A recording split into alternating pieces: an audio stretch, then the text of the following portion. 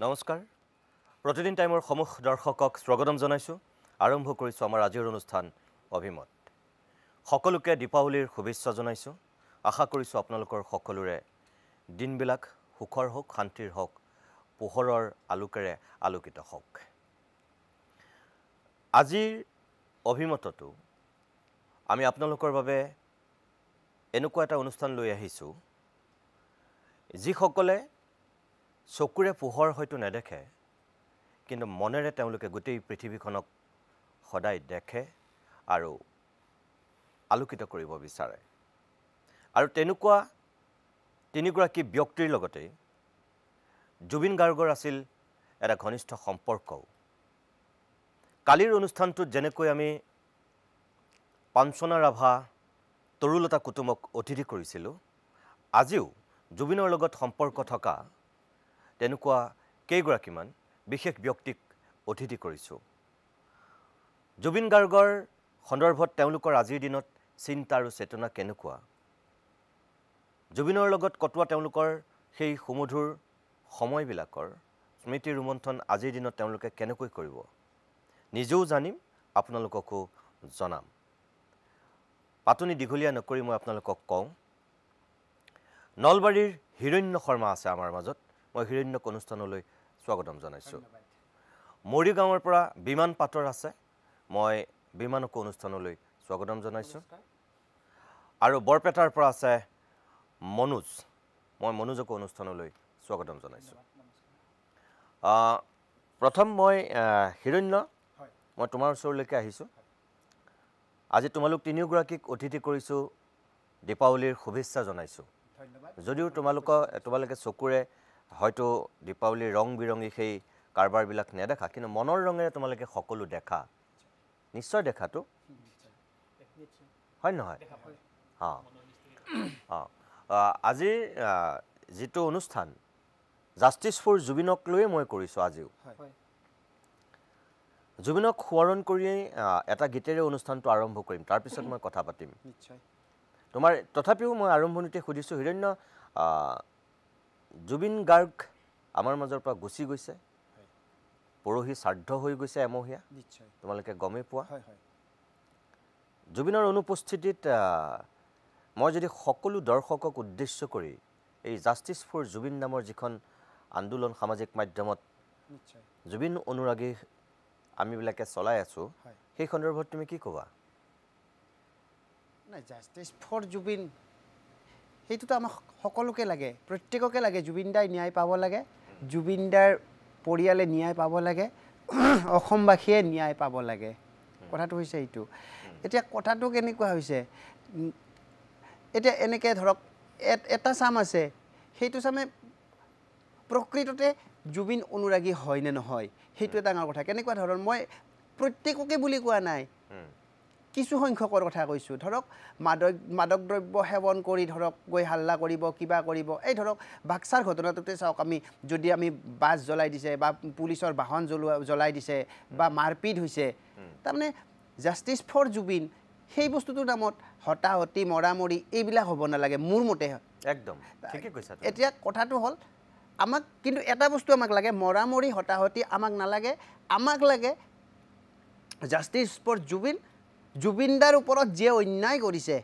সিয়ে শাস্তি পাব লাগে এইটো কিন্তু হয় ঠিক আছে বাৰু আৰু বিমান হয় তুমি কি ক'বা হয় জাষ্টিছ ফৰ জুবিন আমি সকলোৱে যিহেতু এতিয়াও যিহেতু কৈ আছোঁ মই পৰহি দিনা সোণাপুৰত যেতিয়া জুবিনদাৰ এতিয়া বৰ্তমান জুবিন ক্ষেত্ৰ হৈছে গতিকে মই সোণাপুৰত গৈছিলোঁ সেইদিনা আৰু সেইদিনা মই সংবাদ মাধ্যমৰ সন্মুখত কৈছোঁ এই কথাটো যে জুবিনদাই ন্যায় পাওক আৰু জুবিনদাৰ লগত যিসকলে এনেকুৱা অন্যায় কৰিলে তেওঁলোকক যাতে কঠোৰৰ পৰা কঠোৰতম শাস্তি প্ৰদান কৰে আৰু তদন্ত পানী নসৰকা তদন্ত হ'ব লাগিব আৰু ক'ব লাগিব যে এতিয়া আমি এটা কথা ক'ব বিচাৰিছোঁ মই সেইদিনা বাক্সাত যিটো ঘটনা হ'ল তেনেকুৱা যাতে ঘটনা নহয় কাৰণ আমি কোনেও আইন হাতত তুলি ল'ব নালাগে আৰু জুবিনদায়েও এইটো বিচৰা নাই যে আইন হাতত তুলি লোৱাটো আগতে জুবিনদাই নিজেও বিচৰা নাছিলে যেতিয়া কা আন্দোলন হৈছিলে কা আন্দোলনৰ সময়তো জুবিনদাই এটা কথা কৈছিল যে আপোনালোকে আন্দোলন কৰক সম্পূৰ্ণ গণতান্ত্ৰিকভাৱে কোনেও কোনো কাৰণত আইন হাতত তুলি ল'ব নালাগে সেই কথাটো জুবিন দাই সদায় কৈ আছিল গতিকে আমি সম্পূৰ্ণ আমি অহিংসভাৱে আমি গণতান্ত্ৰিকভাৱে আমি আন্দোলন কৰিব লাগিব জুবিন দাৰ যি ন্যায় পোৱাটো আমি সকলোৱে বিচাৰোঁ যিহেতু গতিকে আমি সম্পূৰ্ণ অহিংসাভাৱে আমি আন্দোলন কৰিব লাগিব আৰু লগতে মই এটা কথা ক'ব বিচাৰিম কাৰণ যদিহে আমি হিংসাত্মকভাৱে যদি প্ৰতিবাদ কৰোঁ তেনেহ'লে কিন্তু এইটো চৰকাৰে হয়তো দমন কৰিবলৈ চেষ্টা চলাব গতিকে আৰু এটা সুযোগ পাব হয় এটা সুযোগ পাব তেওঁলোকে আৰু তাৰ পিছত হয়তো কিবা কাৰণে হয়তো জুবিন দাৰ এই ন্যায় পোৱা সেইটো ক'ৰবাত হয়তো লেহেমীয়া হৈ পৰিব সেইটো কাৰণে মই সকলোকে আহ্বান জনাম যে আপোনালোকে সকলোৱে গণতান্ত্ৰিকভাৱে প্ৰতিবাদ কৰক নাই যদি আমি হিংসাত্মক কাৰ্যসূচী অৱলম্বন কৰোঁ জুবিন দাই কিন্তু ন্যায় পোৱাৰ ক্ষেত্ৰত যথেষ্ট অসুবিধা হ'ব ই কৈছে যে ক'ৰবাত লেহেমীয়া হ'ব ক'ৰবাত লেহেমীয়া নহয় মোৰ মতে কিন্তু যথেষ্ট অসুবিধা হ'ব ইটছ মাই ভিউ ঠিক আছে আৰু মনোজ তোমাৰ মন্তব্য কি এই ক্ষেত্ৰত মই এটা কথাই ক'ব বিচাৰিম আচলতে আমি বিমানে কোৱাৰ দৰে হিৰণ্যই কোৱাৰ দৰে আমি কিমানে আচলতে জুবিনৰ আমি অনুৰাগী হয় যদি আমি সঁচাকৈ জুবিনৰ অনুৰাগী হয় আমি অসংখ্যভাৱে আমি যিটো আমাৰ হিংসা নোহোৱাকৈ অহিংসা আন্দোলন আমি কৰিব লাগে আৰু আমি যদি এই বাক্সাত ঘটনা হৈছে সোণাপুৰতো কেতিয়াবা মানে হতাহতি হয় বা মদ সুৰাৰ বটল খাই সুৰাৰ ৰাগীত যদি জাষ্টিছ ফৰ জুবিন বুলি চিঞৰি থাকোঁ তেনেহ'লে কিন্তু আমাৰ ন্যায়টো পাওঁতে আৰু দেৰি হ'ব আৰু চৰকাৰৰ যিটো এটা চৰকাৰে কাম কৰি আছে বুলি আমি শুনিছোঁ আমি সকলোৱে যদি মানে এনেকৈ চিঞৰ বাখৰ কৰি জুবিনদাৰ ন্যায়টো বিচাৰোঁ তেতিয়াহ'লে কিন্তু ডাইভাৰ্ট হৈ যাব আৰু চৰকাৰে সেইটো বেলেগ ফালে গতি কৰিব সেইটো মই ঠিক আছে বাৰু ধন্যবাদ এতিয়া হিৰণ্য আমি কৈছিলোঁৱেই এটা গীতেৰে অনুষ্ঠানটো আৰম্ভ কৰিম তুমি কি গাবা এতিয়া মই গান এটা গাম বাৰু জুবিনদাৰ গান এটাকে গাম জুবিনদাক শ্ৰদ্ধা যাচি বা জুবিনদাৰ প্ৰতি শ্ৰদ্ধাঞ্জলি জনাই তাৰ আগত অসমবাসী ৰাইজলৈ মই দেৱালীৰ বা দীপাৱলীৰ বহুত বহুত শুভেচ্ছা জনাইছোঁ আৰু মোৰ ফালৰ পৰা নমস্কাৰ জনাইছোঁ আৰু লগতে আপোনাকো মই ধন্যবাদ জনাইছোঁ আপোনাৰ অনুষ্ঠানত আজি আহি মই অংশ ল'ব পাৰিছোঁ বা অংশগ্ৰহণ কৰিব পাৰিছোঁ ভাল বাৰু গোৱা এতিয়া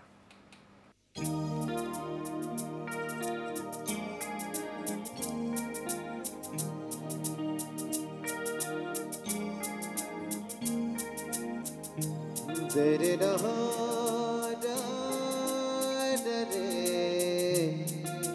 dere da da re da re da re.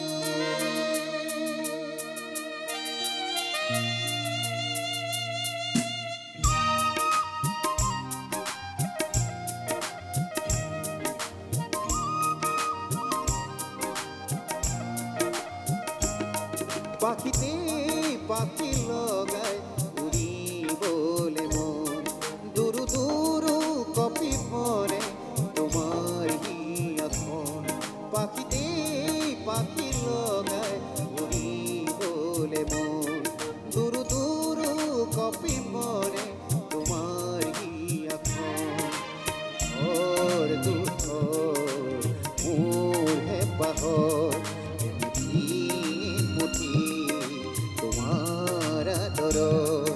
তাদের আসি রব তুই জুনাকি মন পাখি লগায় উড়ি বলে মন দূর দূর কপি পরে তোমার হিয়াখন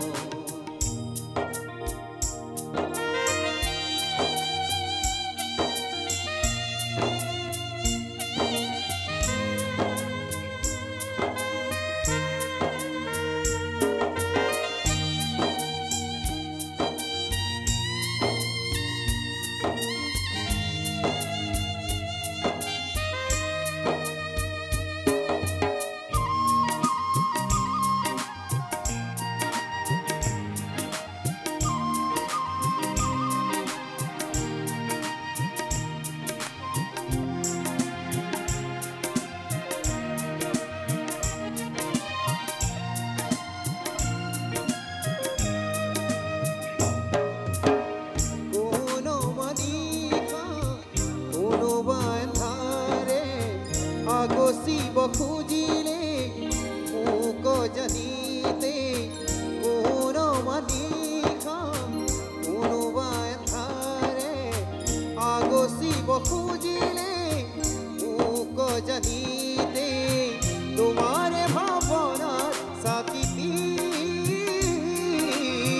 সুপাকে মোৰ চলেগি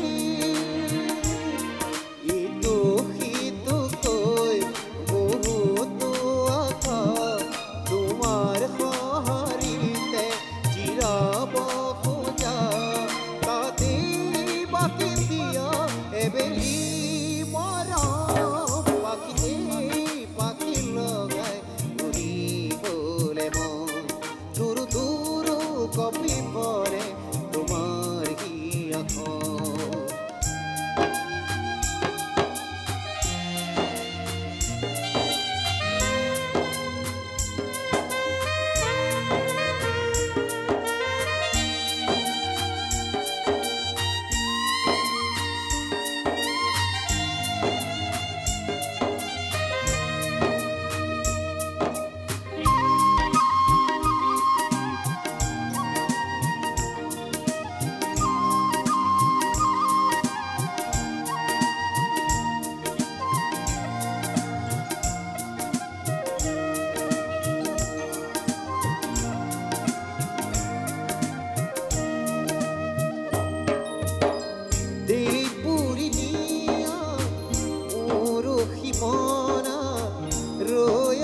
জানানে তোমারে ভরসা দেপুরি নিয়া উরুখি মনা রয়াসো জানানে তোমারে ভরসা নোয়ারো খুঁজো দিবলে অকল খনে মন আগলে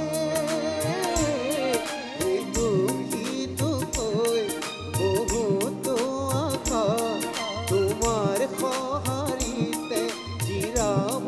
খোজা তাতে বাকি দিয়া এবেলি মৰম পাখিতে পাখি লগাই উৰিবলে মন দূৰ দূৰ কপি পৰে তোমাৰ হিয়াখন পাখিতে পাখি লগাই উৰিবলে মন দূৰ দূৰ কপি পৰে তোমার হিয়াখন ঘর দুঘর মোর হে পাহর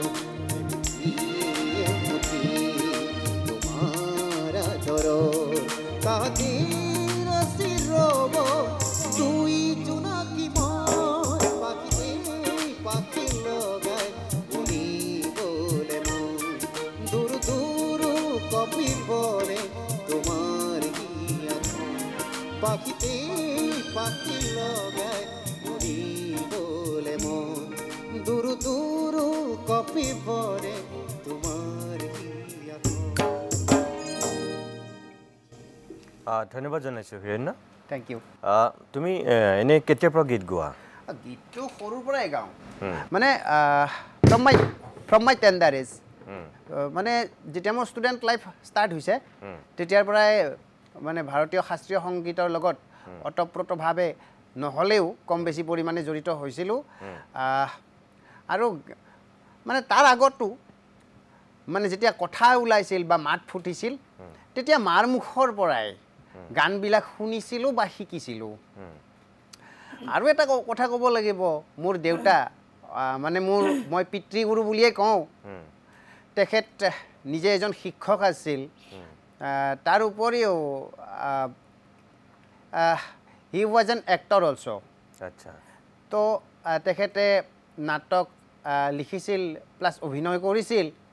তেনেকৈ কিন্তু তুমি নিজে কিমান পঢ়া শুনা কৰিলা এতিয়া গ্ৰেজুৱেশ্যন কৰি উঠি এতিয়া আপোনাৰ গুৱাহাটী ব্লাইণ্ড হায়াৰ ছেকেণ্ডাৰীত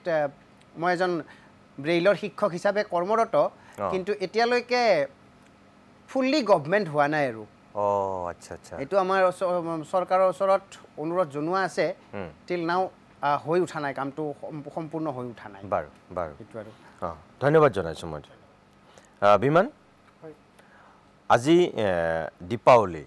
কালিৰ দিনটোতো মানুহে উদযাপন কৰিছে আজিও মানুহে উদযাপন কৰিছে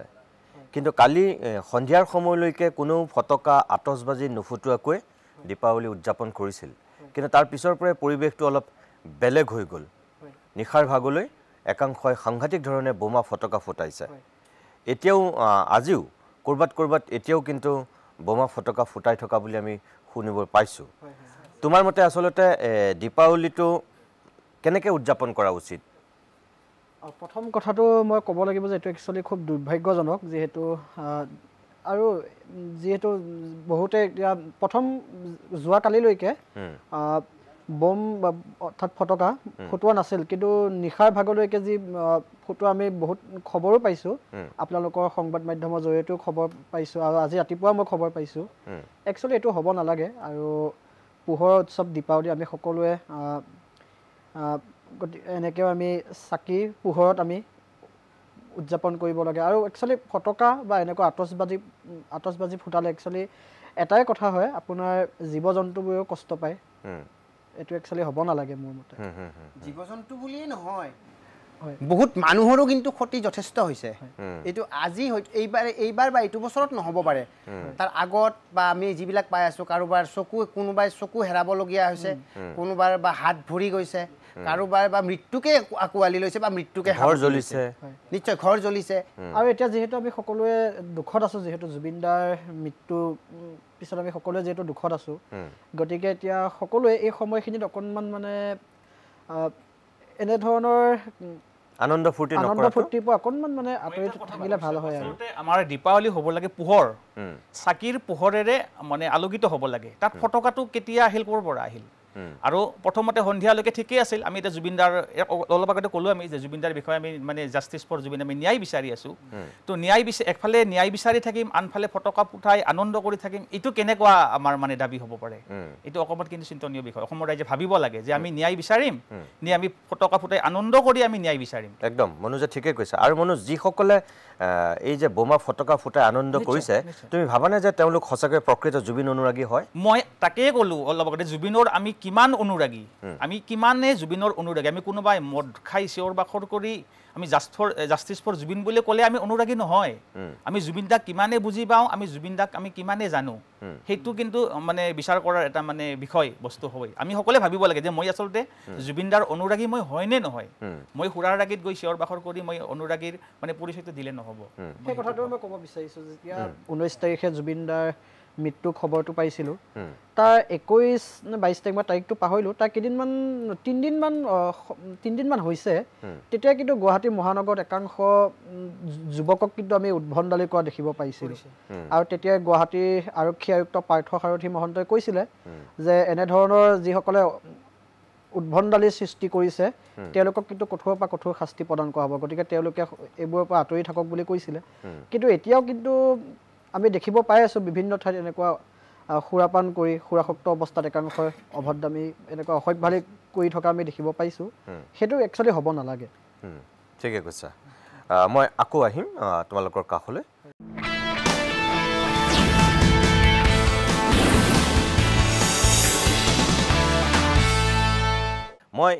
মই তোমাৰ কাষলৈ আহিছোঁ তুমি জুবিন গাৰ্গক লগ পাইছিলাতো মই লগ পাইছোঁ জুবিন দাক আৰু জুবিন দাক মোৰ এবাৰেই নহয় বহুতবাৰ লগ পোৱাৰ সৌভাগ্য হৈছিল প্ৰথম মই আপোনাৰ লগ পাইছিলোঁ 2016 চনত কলাগুৰু মিউজিক ফেষ্টিভেলত নগাঁৱত সেই সময়ত জুবিন দাৰ জন্মদিন আছিলে দুদিনীয়া কাৰ্যসূচীৰে পালন কৰিছিলে আৰু মই সেই সময়ত পঢ়ি আছিলোঁ নগাঁও দৃষ্টিহীন বিদ্যালয়ত আৰু তেতিয়া আমাৰ দুজন ছাৰ দিবেন বৰা ছাৰ আৰু ৰুদ্ৰ বৰা ছাৰ এতিয়া দিবেন বৰা ছাৰ অন্য এখন স্কুললৈ ট্ৰেন্সফাৰ হৈ গৈছে কিন্তু ৰুদ্ৰ বৰা ছাৰ এতিয়াও আছে তেওঁলোক দুজনে বিশেষভাৱে আমাক লৈ গৈছিলে আৰু তেতিয়া জুবিন দাৰ লগত মোক গীত গোৱাত তেওঁলোকে বিশেষভাৱে মোক আগবঢ়াই লৈ গৈছিলে আৰু তেতিয়া জুবিন দাৰ লগত মই প্ৰথম গীত গাইছিলোঁ আৰু তাৰপাছত মই ব্ৰহ্মপুৰৰ এখন বিহু মঞ্চত তেখেতৰ লগত গীত গাইছিলোঁ মানে তুমি জুবিন গাৰ্গৰ লগত মানে অনুষ্ঠান পৰিৱেশন কৰিছা হয় আৰু লগতে আপোনাৰ নগাঁৱৰ কহালী গাঁৱত এবাৰ কৰিছিলোঁ আৰু নগাঁৱৰ নেহেৰুবালি ফিল্ডত তাতো মই গীত পৰিৱেশন কৰিছোঁ আৰু এটা কথা মই জনাবলৈ পালে ভাল পাম জুবিন দাই আমি যিখন বিদ্যালয়ত পঢ়ি আছিলোঁ সেই সময়ত জুবিন দাৰ কাঞ্চনজংঘা চিনেমাখন যেতিয়া মুক্তি লাভ কৰিছিল আমাৰ যিখিনি ল'ৰা ছোৱালী আছিলে আমাৰ স্কুলৰ আমাৰ গোটেই ল'ৰা ছোৱালীখিনিক তেখেতে বিনা পইচাত তেখেতে মানে চিনেমাখন আমাক চোৱাইছিলে আৰু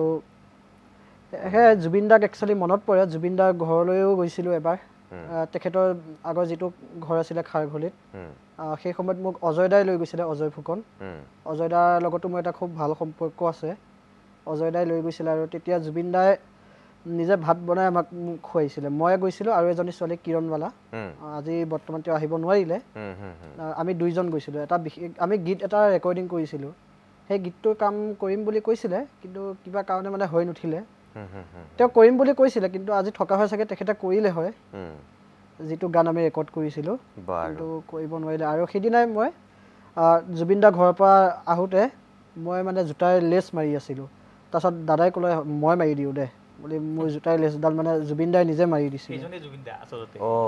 গতিকে এই কথাবোৰ মনত পৰিলে অলপ দুখ লাগে আৰু তোমাৰ জোতাৰ লেছ তেখেতে মাৰি দিছিলে হয় হয় বাৰু আজি যিহেতু আমি জুবিনক শ্ৰদ্ধা জনাবৰ কাৰণে তোমালোকক মাতি আনিছোঁ জুবিনৰ কিছু কথাৰে কিছু গীতেৰে হিৰণ্য এটা গীত গাইছে তুমি কি গাবা মই জুবিন দাৰ আবাহন থিয়েটাৰৰ এটি গীত গাম কিন্তু তাৰ আগতে মই এটা কথা ক'বলৈ পালে ভাল পাম আজি যে আপোনালোকে বিশেষকৈ আপুনি আৰু আপোনাৰ লগতে সম পৰিয়াল প্ৰতিদিন টাইমৰ সম পৰিয়ালক মই বিশেষভাৱে ধন্যবাদ জনাইছোঁ যে আজি আমাক এই অনুষ্ঠানত আমন্ত্ৰণ জনোৱাৰ বাবে আৰু প্ৰতিদিন টাইমত মোৰ একচুৱেলি বহুত আগৰ পৰাই মোৰ অহাৰ এটা হেঁপাহ আছিলে হয় নেকি কাৰণ আমাৰ যিহেতু মনোজ দাক পাইছিলোঁ মই মনোজ দা যিহেতু শ্ব' পাইছিলোঁ গতিকে মই ভাবিছিলোঁ ময়ো যদি এবাৰ প্ৰতিদিন টাইমত যাব পালোঁহেঁতেন যাব পালোঁ হয় আৰু মই প্ৰতিদিন টাইমত যেতিয়া আপোনালোকৰ টেলেণ্ট হাণ্ট অনুষ্ঠানটো হৈছিলে তাত মই নগাঁৱত অডিশ্যন দিছিলোঁ কিন্তু কিবা কাৰণে মই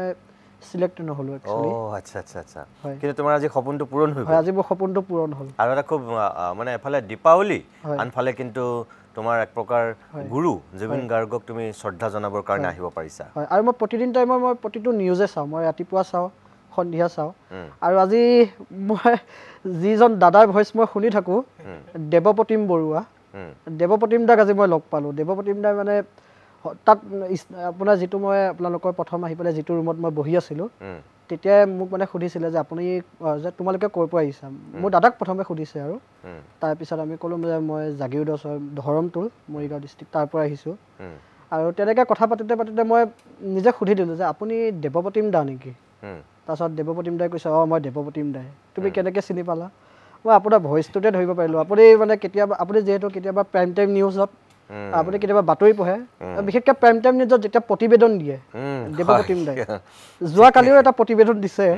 সেই প্ৰতিবেদনটো দেৱপ্ৰতিম দাই মানে শুনি খুবেই ভাল লাগে চিনি পাওঁ তো আমি চৰাই চিৰিকটি সকলোক আমি কণ্ঠই দিয়ে আমি চিনি পাওঁ গতিকে আমি জুবি বাৰো ভাল লাগে ৰাজদীপ দাস সমীৰণ দাৰো ভাল লাগে আপোনাৰো বিশেষকৈ প্ৰাইম টাইম নিউজত যেতিয়া হেডলাইন পঢ়ে খুব ভাল লাগে আৰু দেৱপ্ৰতিম দাক মানে ভাল লাগে থেংক ইউ মানে তুমি গোটেইখিনিয়ে জানা তুমি পুৰা মানে আমাৰ প্ৰতিদিন টাইম পুৰা মানে তুমি মন কৰি থাকা ন প্ৰতিদিন টাইম চাই থাকোঁ গম পালোঁ এতিয়া গীতটো গোৱা হয়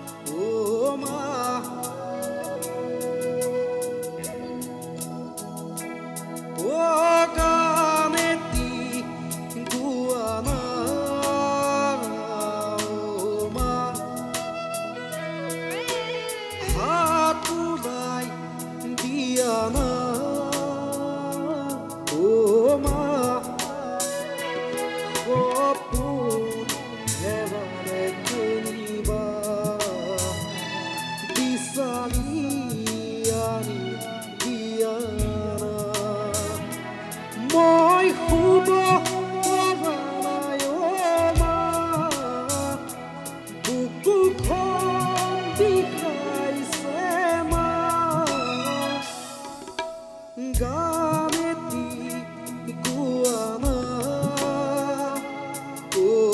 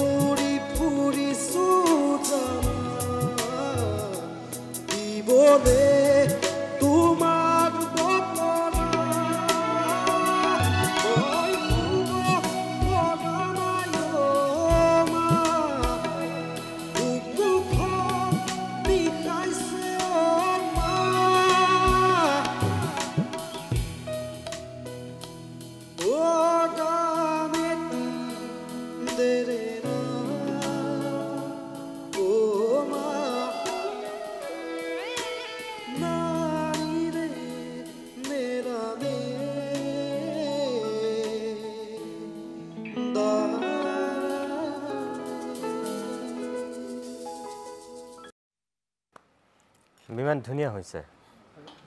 মই তোমাক ধন্যবাদ জনাইছোঁ আৰু ভগৱানৰ ওচৰত প্ৰাৰ্থনা কৰিছোঁ তোমালোকে এনেকৈ জীৱনৰ বাটত আৰু শক্তিশালী ৰূপত সাহসেৰে আগুৱাই যোৱা শক্তি দিয়ক ভগৱানে তোমালোকক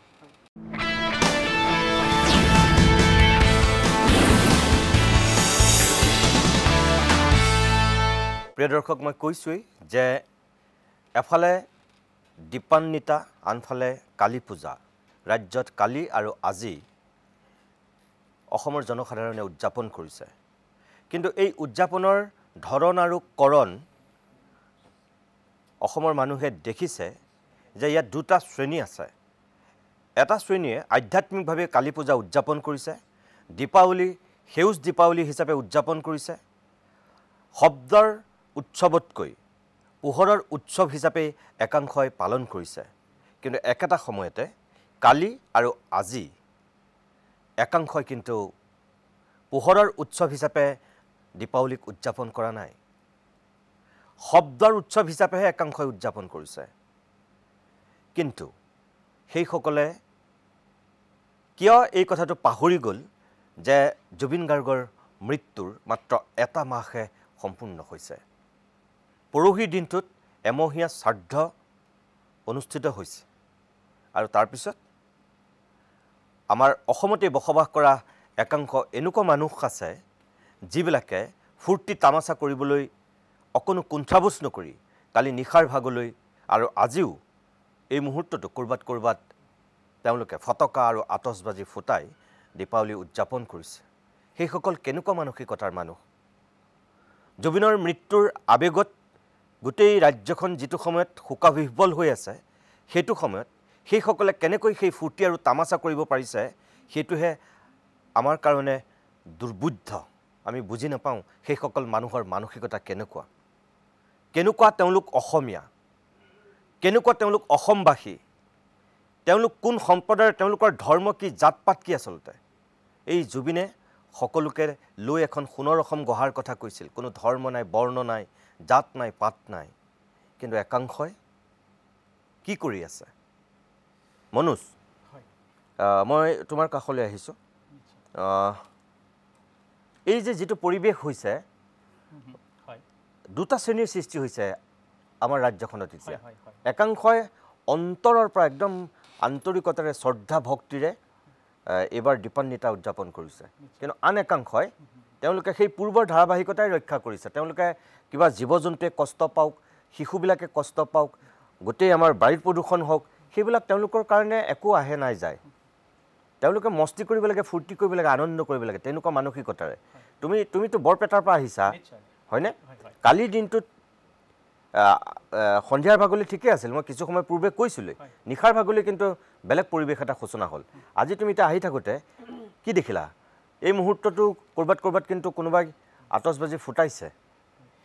মই প্ৰথমে আপোনাক ধন্যবাদ জনাইছোঁ বিশেষকৈ আমাকো এনেকৈ মানে ষ্টুডিঅ'ত আপুনি মাতি আনিছে আমন্ত্ৰণ কৰিছে মই ক'ব বিচাৰিছোঁ কি আচলতে দীপাৱলী কি দীপাৱলী পোহৰৰ উৎসৱ প্ৰভু ৰামচন্দ্ৰই যেতিয়া অযোধ্যাত আহিছিল ৰাৱণক বধ কৰি তেতিয়া অযোধ্যাৰ ৰাইজে চাকি জ্বলাই মানে সেই এন্ধাৰ নাশ কৰি পোহৰ কৰিছিল কিন্তু আমি আজি কি কৰিছোঁ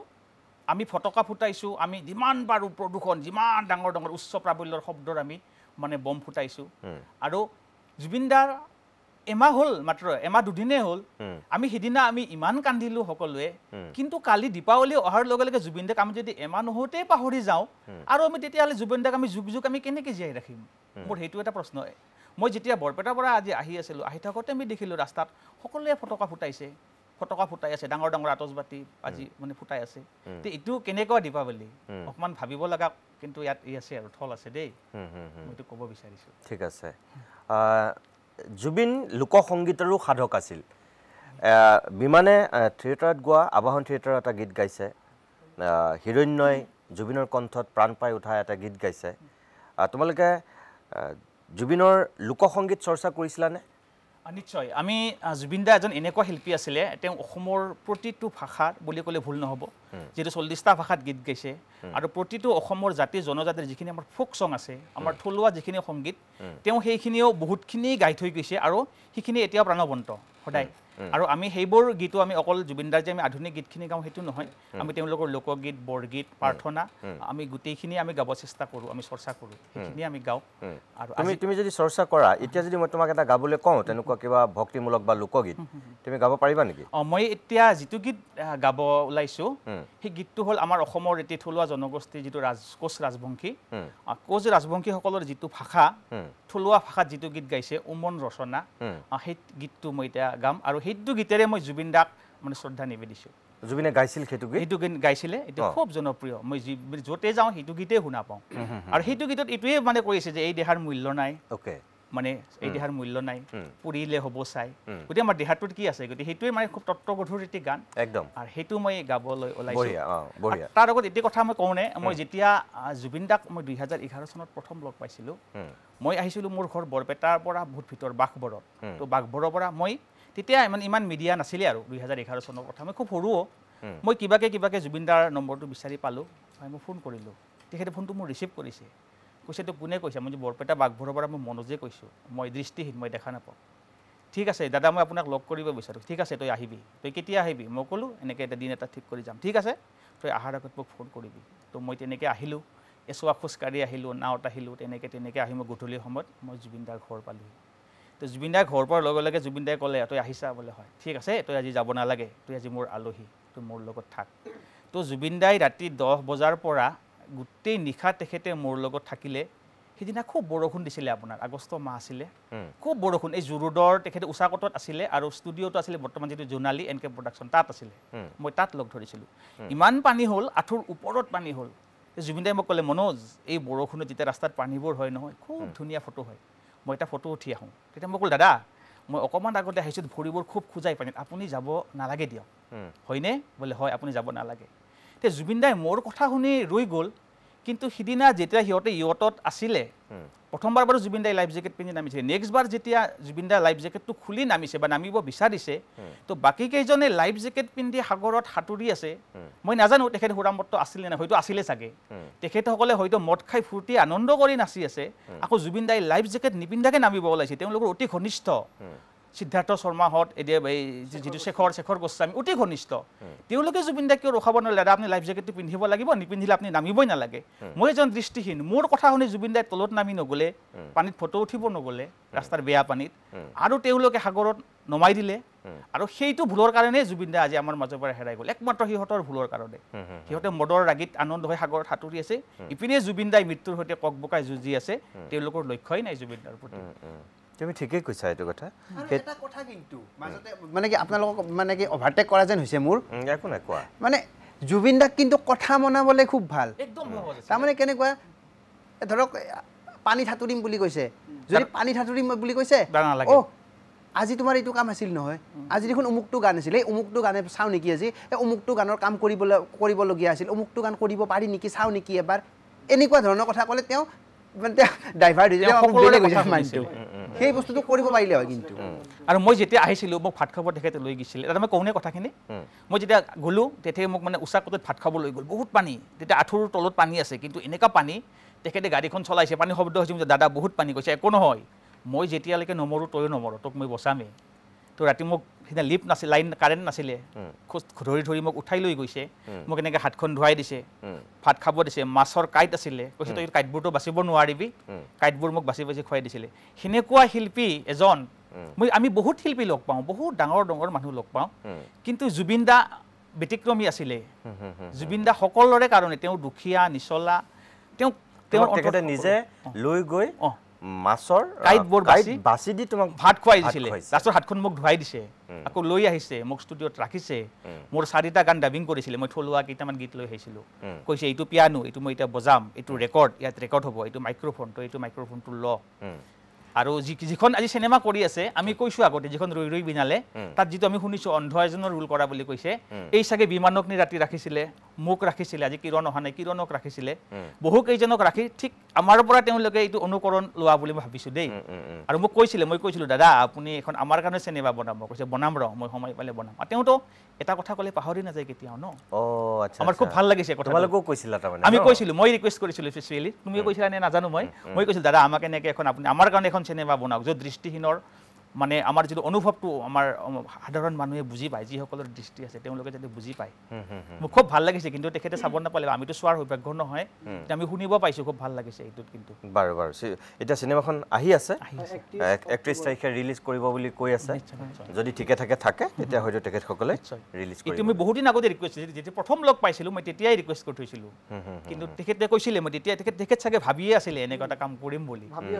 ভাবি আছিলে আৰু মই সকলোকে আহ্বানো জনাম মই এটা কথা ক'ব পাৰিম নিশ্চয় 31 অক্টোবৰত যিখন ছবি ৰিলিজ হ'ব কাৰণ জুবিন দাই সদায় অসমীয়া ছবি তেখেতে যিহেতু প্ৰমোচন কৰাত তেখেত যিহেতু বিশেষভাৱে তেখেতৰ অৰিহণা আছিলে আৰু অসমীয়া ছবি একচুৱেলি তেওঁৱে বৰ্তমান ধৰি ৰখাৰ দৰে সকলোৱে চাওক আমি সেইটোৱে অনুৰোধ জনাইছোঁ সকলোকে অসমীয়া ছবি আৰু বৰ্তমান তেখেতৰ যিখন শেষ চিনেমা সকলোকে চাবলৈ অনুৰোধ জনাইছোঁ দেই আমি এটা কথা ক'ব লাগিব জুবিন দাৰ হৈ এতিয়া আমি এই চিনেমাখন আমি প্ৰচাৰ চলোৱাত বিশেষভাৱে উদ্যোগ ল'ব লাগিব আৰু এটাই কথা ক'ম দৌৰি দৌৰি যাম অসমীয়া চিনেমা চাম মানে দৌৰি দৌৰি যাম ৰৈ ৰৈ বিনালে চাম বাৰু বঢ়িয়া থেংক ইউ তোমালোকক বহুত ধন্যবাদ হয় এতিয়া আমি মনোজ অকণমান যিটো তুমি ৰাজবংশীৰ গীতৰ কথা ক'লা অকণমান আমি গীতটো শুনি লওঁ নিশ্চয়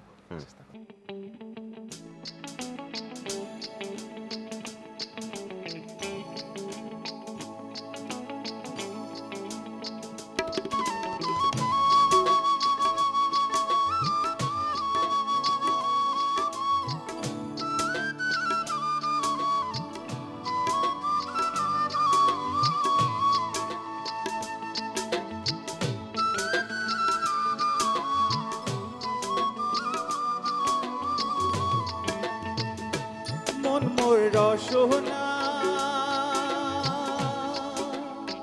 তুমি কি আর জানো না সঙ্গে তো কাউ যাবে না সময় থাকিতে কেনে গুরু বুঝিলুম না সময় থাকিতে কেনে গুরু বুঝিলুম মন মোর রসনা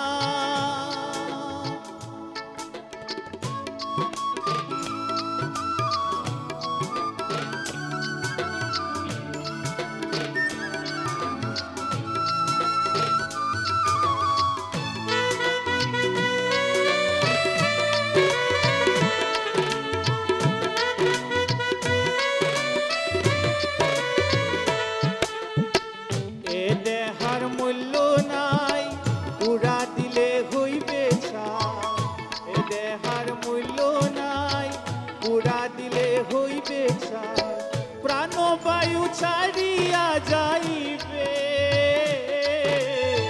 নদীর কূলে রইবে বাসরন্তি মোকালে নদীর কূলে রইবে বাসরন্তি মোকালে মন মোর রসনা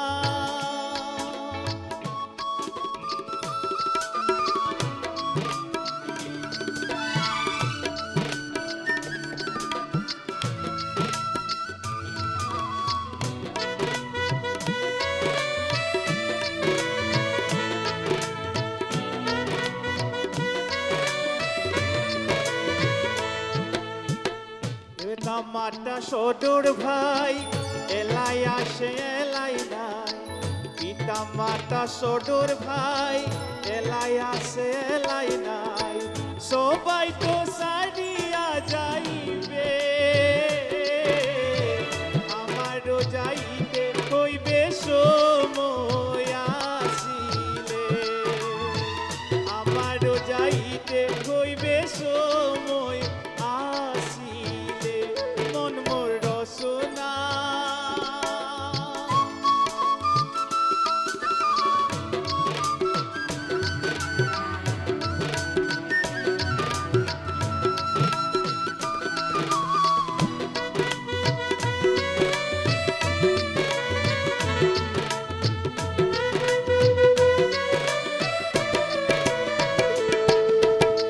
শিশুকালে রঙের মেলা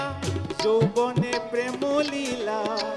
শিশুকালে রঙের মেলা যৌবনে প্রেম লীলা শেষে হইল যাওয়ার পালা দুদিন মাঠ পড়বা সেই ভোরের খেলা দুদিন মাঠ পড়বা সেই ভোরের খেলা মন মোর রসনা তুমি কি আর জানো না সঙ্গে তো কাউ যাবে না সময় থাকিতে কেনে গুরু বুঝিলুম না সময় থাকিতে কেনে গুরু বুঝিলুম না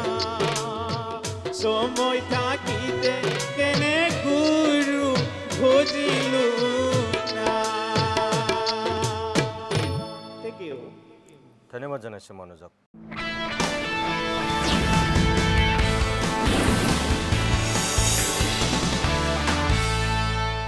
মই হিৰণ্য মই আকৌ তোমাৰ কাষলৈ আহিছোঁ তুমিও জুবিনৰ লগত ক'ৰবাত ফাংচন কৰিছিলা নেকি ফাংচন নহয় আচলতে তুমি ক'ত লগ পাইছিলা মই এনে জুবিন দাৰ লগত সময় কটোৱাৰ সৌভাগ্য হৈছিল ফাংচনতো লগ পাইছোঁ নোপোৱা নহয় প্ৰথমতে পালোঁ তেখেতৰ মানে ঘৰত লগ পালোঁ মানে ঘৰত মানে তেখেতৰ ঘৰত গ'লোঁ তেতিয়া খাৰঘুলি ঘৰতে গ'লোঁ তাতে মই ল'ৰা এজনক লৈ গ'লোঁ তাৰ কিবা কিডনীৰ প্ৰব্লেম আছিল চ' লৈ গ'লোঁ ল'ৰাজন পিছে এতিয়া প্ৰয়াত হ'ল কিন্তু তাক লৈ গ'লোঁ জুবিন দাৰ ওচৰত তাৰপিছত জুবিন দা ইমান মৰমেৰে ইমান সাদৰেৰে আমাক বহুৱাইছে আমাৰ লগত ইমান সুন্দৰভাৱে কথা পাতিছে তাৰমানে আমি পাহৰিব নোৱাৰোঁ আৰু সেইবিলাক মানে মোৰ জুবিন দা আমাক উপদেশ এটা লাগে কি বিষয়ত কচোন ক'লোঁ আৰু কথাটো কওঁতে কৈছে ৰহ এতিয়া মই কি কৰিম বোলে আপুনি আশীৰ্বাদ এটা দিলেই হ'ব বোলে ৰহ মই কিবা এটা কৰিব লাগিব তোৰ ফোন নাম্বাৰ বোলে তহঁতৰ দি যা বোলে ফোন নাম্বাৰ দিলোঁ তেনেকৈ কিবা তেখেতে আৰু পিছৰখিনি মই একো খবৰ এনেকৈ ৰখা নাই আৰু কি কৰিলে কিন্তু কিবা যে কৰিছে এইটো নকৰাকৈ নাথাকে কিবাকৈ দিয়ে তাৰপিছত এবাৰ লগ পালোঁ আপোনাৰ লাষ্ট লগ পালোঁ আপোনাৰ 25ৰ মানে ষ্টাৰ্টিঙতে লগ পালোঁ ফেব্ৰুৱাৰীত লগ পালোঁ তেতিয়া এটা প্ৰগ্ৰাম আছিল আমাৰ ভাস্কৰজ্যোতি মহন্ত ছাৰ যে ডিজিপি এক্স ডিজিপি যে আছিল তেখেতে আপোনাৰ অৰ্গেনাইজ কৰিছিল প্ৰগ্ৰামটো তাত জুবিন দা আছিল এইটো এটা কিন্তু ইণ্টাৰেষ্টিং কথা তো জুবিন দা বহি আছে মানে এফালে আৰু মই এইফালে অকলে বহি আছোঁ at that moment I have no any escort nobody was there তো মই কি কৰোঁ I go alone to meet him মই গুচি গ'লোঁ অকলে তো এজন মই মানুহজনক চিনি নাপাওঁ কিন্তু দেই কোন আছিল ক'ত যাব এনেকৈ মানে ধৰিছে আৰু ক'ত যাব বোলে মই আৰু জুবিন দাৰ লগত কথা পাতি আহোঁ গ'লোঁ ওচৰত জুবিন দাই একদম সুন্দৰকৈ বহাই লৈছে তাত আমাৰ গৰিমা বৌ আছে কিন্তু তাৰপিছত জুবিন দাক মই ক'লোঁ মোক দেখাৰ লগে লগে কৈছে জুবিন দাই চিনি পাই মোৰ মনত আছে এবাৰ দেখিলে গম পাই তোক যে লগ পাইছোঁ মনত আছে চাকৰি পালি তই এনেকৈ সুধিছে নামো মনত থাকে তাৰপিছত ক'লোঁ কথাবিলাক তাৰপিছত ঠিক 2 মিনিটমান কথা পাতিছোঁ নেকি যেহেতু মই নেদেখোঁ মানুহজনক মই চিনি নাপাওঁ একদম মানুহজনে মোক মানে ভালকৈ কথাখিনি পাতিব নিদিলে মোক উঠাই লৈয়ে আনিলে নহয় তাৰমানে এক প্ৰকাৰ বল প্ৰয়োগ কৰা বুলিও ক'ব পাৰি এক প্ৰকাৰ বল প্ৰয়োগ কৰা বুলি ক'ব পাৰি এইটো বল প্ৰয়োগ কৰি পেলাই মানে লৈ আনিছে তাৰমানে এনেকুৱা লাগে জুবিনদাৰ নিচিনা এজন সহজ সৰল মানুহৰ ওচৰত কেনেকুৱা ধৰণৰ ব্যক্তি যে দুই এজন থাকে মই আচৰিত পাওঁ এই কথাটো ভাবি তেখেতৰ এই গুণবোৰ বুজি পাইছোঁ তুমি কাৰ কথা কৈছা মই সেয়াও বুজি পাইছোঁ বাৰু তুমি নাম নকলো নাম মই আচলতে মই সকলোৱে বুজিছে গম পাইছোঁ বুজাই মই চিনি নাপাওঁ মানুহজনক কিন্তু তেখেতৰ বিহেভিয়াৰটো আচৰিত লাগিল তাৰপিছত মই ক'লোঁ মে বি আই ডোণ্ট ন' বাট তাৰপিছত মই ক'লোঁ বোলে ফটো এটা লৈ দিয়কচোন জুবিনদাই ক'লে বৌ ক'লে ফটো এটা নিশ্চয় হ'ব কিয় নহ'ব ফটো এটা মোৰ তেখেত যে মোক যে উঠাই আনিলে তেখেতক মই ক'লোঁ ফটো এটা লৈ দিয়কচোন তাৰ মোৰ যিটো মোবাইল আছিল তো মই আই প্ৰভাইডেড হিম তো তেওঁ কি অঁ নহ'ব নহয় এনেকৈ কৈ পেলাই মোক পঠিয়াই দিলে এইটো হ'ল কাৰবাৰ বাৰু কিন্তু যদি তেনেকৈ অকলে পঠিয়াই দিলে হয় আৰু হয়তো বেলেগ হ'লে পৰিস্থিতিটো তেখেতে নিজে মোক লৈ আনি চকীত বহাই মানে থৈ গৈছে আৰু এইটোৱে কথা একচুৱেলি জুবিনদাৰ সেই গুণবোৰ ভাল লাগে একচুৱেলি ফটো উঠা মানে কি একচুৱেলি হিৰণ্যদাক যিখিনি কথা ক'লে জুবিনদা একচুৱেলি বহু দিনৰ পিছত লগ পালেও মানে নামটো মনত থাকে মই যেতিয়া কাঞ্চনজংঘা চিনেমাখন যেতিয়া আমি একেলগে যিহেতু চাইছিলোঁ গোটেইখিনিয়ে আৰু জুবিনদা যিটো আমাৰ স্কুলত গৈছিলে আৰু কাঞ্চনজংঘা চিনেমাখন যেতিয়া আমি হলত চাইছিলোঁ তেতিয়া লগে লগে আহি পেলাই মানে বিমান ভালনে তোৰ আৰু খাৰঘলিত যাওঁতে বিমান বহ আৰু এটা কথা মই একচুৱেলি এতিয়া কওঁ লাগিছে জুবিনদাৰ ঘৰত মই যেতিয়া প্ৰথম গৈছিলোঁ খাৰঘলিত তেখেতে এটা কথা কৈছিলে আজি দোকান এখনত মই বিস্কুট বিচাৰি গৈছিলোঁ দোকানীজনে কি কৰিছে মই ক'লোঁ ভাল বিস্কুট কি আছে দে বুলি বোলে দাদাই ক'লে আৰু তাৰ দাদাক বোলে ক'লে দোকানীজনে দাদা আপুনি জানো এয়া বিস্কুট খাব কি বিস্কুট নাই নহয় দাদা তই বিস্কুট নাই বুলি কিয় মিছা কথা কৈছে ইয়াত দেখোন বিস্কুট আছেই নাই দাদা আপুনি এই বিস্কুট নাখাব নহয় বিস্কুটেই দামী কম দামীৰ লগত কথা নাই নহয় এটা মই এটা কথা কওঁ দেই মই যেতিয়া বাথৰুমত জুবিনদাৰ তাতে কম বিস্কুট নাখাব বুলি ভাবি পেলাই তেনেকৈ কৈছিল দোকানীয়ে মই এটা কথা নহয় বিমান মই এটা কথা কওঁ এক ছেকেণ্ড তাৰমানে মই যেতিয়া আমি বাথৰুমত গ'লোঁ মই ভাবিছোঁ জুবিনদা বহুত দামী চাগে চাবোন ঘঁহিব আৰু আমিতো তেনেকৈ ভাবোঁ ন ডাঙৰ মানুহ হ'লে ডাঙৰ এই হ'ব খুব দামী দামী বস্তু ঘঁহিব মই গৈ তাত দেখিলোঁ লাইট বয় চাবোন এনেকৈ আমি গোন্ধটো দিলে গম পাওঁ নহয় আহি গ'লোঁ দাদা এইটো লাইট বয় চাবোন কিয় তহঁতে কি ঘৰ মোৰ আমি এই লাইট বয় কিবা কিবি ঘওঁ মইতো সেয়ে ঘওঁ এই বিস্কুটৰ কথাটো বাথৰুমত গৈ পেলাই মানে চাবোনটো গোন্ধ পাই তুমি গম পাওঁ আমি লাইট বয় চাবোন এইটো আমি ভাবিছিলা খুব দামী চাবোন দামী মানুহ দামী চাবোন ঘঁহিব তহঁতে কি ঘৰ মই ক'লো আমিতো লাইট বয় ঘওঁ ময়ো এইটোৱে ঘওঁ মই যেতিয়া এই বিস্কুটৰ কথাটো ভাল লাগে চাহ খোৱাৰ সময়ত তেতিয়া মানে দিছিলে গুড ডে বিস্কুট তেতিয়া মই ভাবিছোঁ দাদাই এনেকুৱা বিস্কুট খাই নাই বাৰু তেতিয়া বিস্কুটৰ কাহিনীটো মানে ক'লে আৰু বুজি পাইছোঁ মানে তোমালোকে এইটো ক'ব বিচাৰিছা যে তেওঁ এজন ষ্টাৰ গতিকে তেওঁ গতিকে বিস্কুটেই হওক চাবোনেই হওক অলপ তোমালোকে বেলেগ ধৰণৰ হ'ব বুলি ভাবিছিলা আৰু ব্ৰহ্মপুৰত যেতিয়া আপোনাৰ ফুটবল খেল দাদাই খেলিব গৈছিলে প্ৰথম আমি দাদাক লগ কৰিব গৈছিলোঁ আমি গোটেই আমাৰ স্কুলৰ ল'ৰা ছোৱালীখিনি তেতিয়া মানে কেইজনমান ল'ৰাই কৈছে যে তোমালোকে ক'ত যোৱা তোমালোকে এনেকৈ লগ কৰিব নোৱাৰিবা মোৰ আমাৰ কণ্টেক্ট আছে আমি দাদাৰ লগতো কথা পাতিছোঁ আৰু সেই সময়ত অজয় দা গৈছিলে আমি অজয় দাৰ লগতো কথা পাতিছিলোঁ আৰু বিশেষকৈ ব্ৰহ্মপুৰৰ যিখিনি মানে স্থানীয় সংবাদকৰ্মী আছে বিশেষকৈ নয়নমণি দাহঁতৰ লগত আৰু বীৰেন দা তেওঁলোকৰ লগত কথা পাতি গৈছিলোঁ তেওঁলোকক আমি লগে লগে ফোন কৰিলোঁ যে দাদা এনেকুৱা এটা অসুবিধা হৈছে আমাক একচুৱেলি যাব দিয়া নাই তাৰপিছত তেওঁলোকেও আহিছে আৰু লগতে সেই সময়ত পুলিচ কেইজনমান আছিলে তেওঁলোকে ল'ৰাকেইজনক কৈছে এই ল'ৰাকেইজনক তোমালোকে কিয় যাব দিয়া নাই তেওঁলোকক দাদাই মাতিছে বুলি কৈ মানে লৈ গৈছে আৰু দাদাই তেতিয়া লগে লগে মোক মানে গাত ধৰি পেলাই কৈছে বিমান তোৰ গান এটা মই একেলগে কৰিম তোৰ লগত বুলি কৈছে সেই তেতিয়াই মানে খাৰঘলিত গৈছিলোঁ সেই গানটোৰ কিন্তু তোমাৰ দুৰ্ভাগ্য তোমাৰ কৰা নহ'লগৈ ন হয় দুৰ্ভাগ্য আচলতে এটা কথা কওঁ আমি জুবিনদাক লগ পোৱাৰ প্ৰতিটো শব্দই কিন্তু মোৰ মনত আছে দেই মই জুবিনদাক সেই গধূলিৰ পৰা ৰাতিপুৱালৈকে প্ৰথমবাৰ পাইছোঁ মই 4বাৰমান লগ পাইছোঁ প্ৰতিটো কথা প্ৰতিটো শব্দ কিন্তু মোৰ ব্ৰেইনত খুব সযতনে আমি থৈ দিছোঁ সেইটো আমি যিমান দিনলৈকে জীয়াই থাকিম সেই কথাবোৰ আমাৰ ব্ৰেইনত সদায় থাকিব এইটো মই ৰাতি 12টা বজাত লগ পাইছিলোঁ দাদাক 12টাৰ পৰা মানে ৰাতিপুৱা 4টা বজালৈকে মানে দাদাৰ লগতে আছোঁ একদম খাৰঘলিত আৰু তেতিয়া মই এতিয়া বৰ্তমান ক'ব শেখৰ গোস্বামীক যেতিয়া মই লগ পাইছিলোঁ কিন্তু শেখৰ গোস্বামী আৰু সিদ্ধাৰ্থ শৰ্মাকো মই লগ পাইছিলোঁ কিন্তু জুবিনদাৰ লগত যিমানকেইটা মই ষ্টেজ প্ৰগ্ৰেম কৰিছিলোঁ কিন্তু তেওঁলোকে শেখৰ গোস্বামীক বিশেষকৈ এনেকুৱা যে কৰিব মই কেতিয়াও ভবা নাছিলোঁ কিন্তু মই সিদ্ধাৰ্থ শৰ্মা আৰু শেখৰ গোস্বামীক যদি মই কেতিয়াবা লগ পাওঁ মই এটাই কথা সুধিম যে জুবিনদাৰ লগত আপোনালোকৰ কিহৰ শত্ৰুতা আছিল যিজন মানুহে তেওঁলোকৰ গোটেই লাইফ বনাই দিলে তেওঁলোকক একচুৱেলি চলিব পৰাকৈ একচুৱেলি তেওঁলোকক এটা ৰাস্তা দেখুৱালে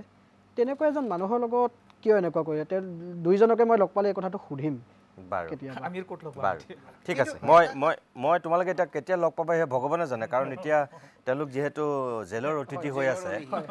অঁ আমি লগ পাব আৰু কেতিয়াবা ওলাই কিন্তু লগ পালে সুধিম মানে বুজি পাইছোঁ তোমাৰ মনৰ ইচ্ছাটোৰ কথা কৈছা বুজি পালোঁ মই আকৌ আহিম ধন্যবাদ জনাইছোঁ আটাইকেইজনকে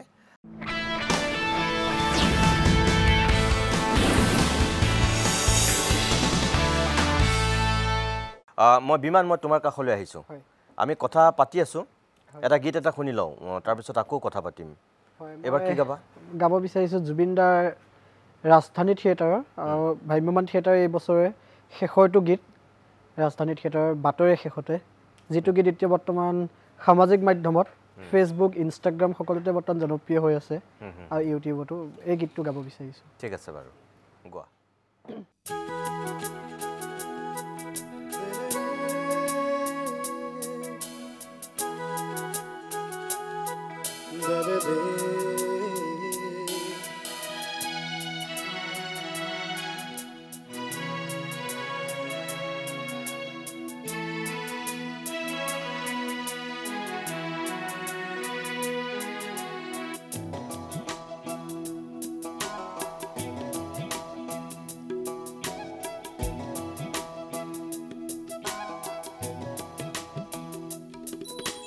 বাতৰে শেষতে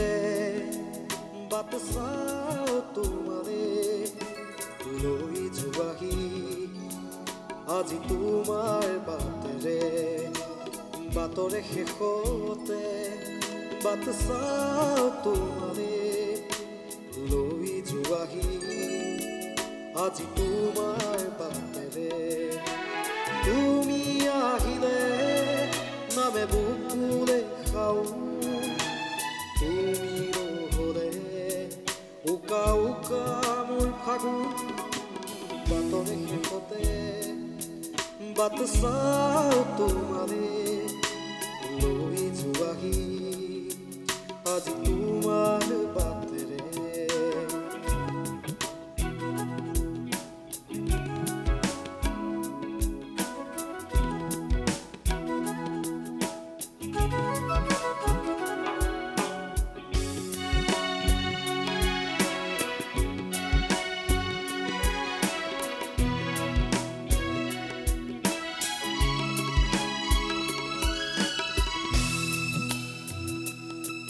পাশে বুকুলে তুমি ভেদিলা পদিধি আৰু হলা হঠাতে কি যে আপোন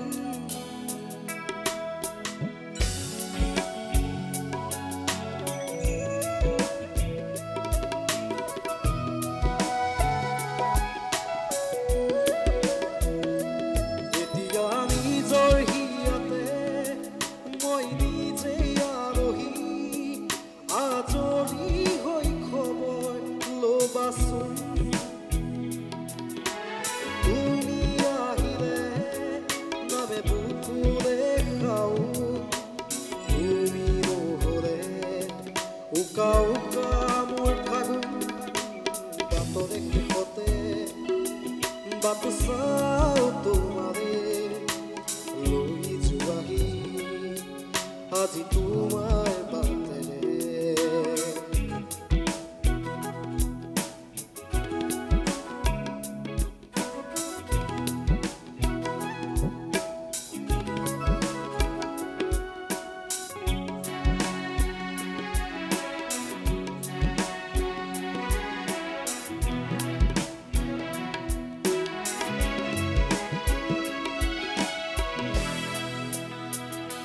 ভাঙি গলা প্ৰতিটো সপোন আজি মনৰে দাপোন আজি তোমাক পাৰে হৈ আকৌ নতুন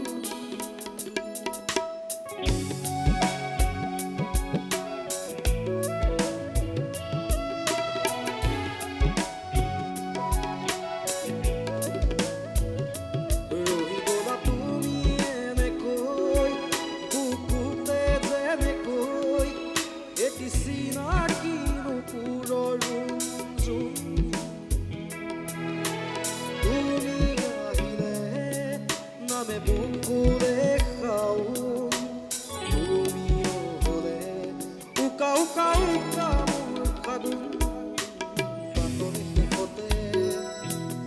বিচাও তোমাৰে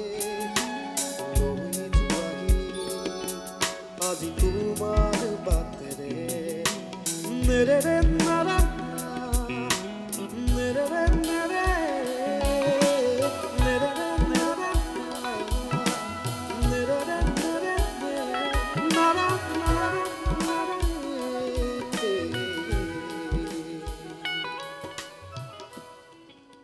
ধন্যবাদ ধন্যবাদ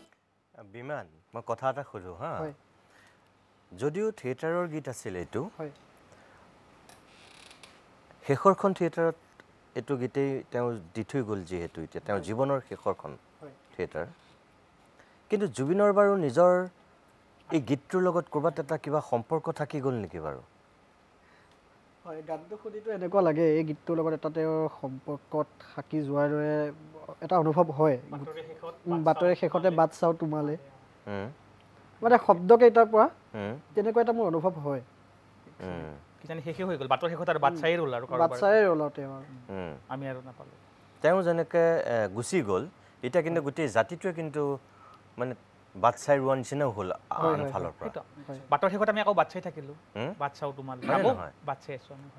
যেতিয়া এয়াৰপৰ্টৰ পৰা লৈ অহা হৈছিল সৰু সজাইলৈ হয় তুমি চোৱাচোন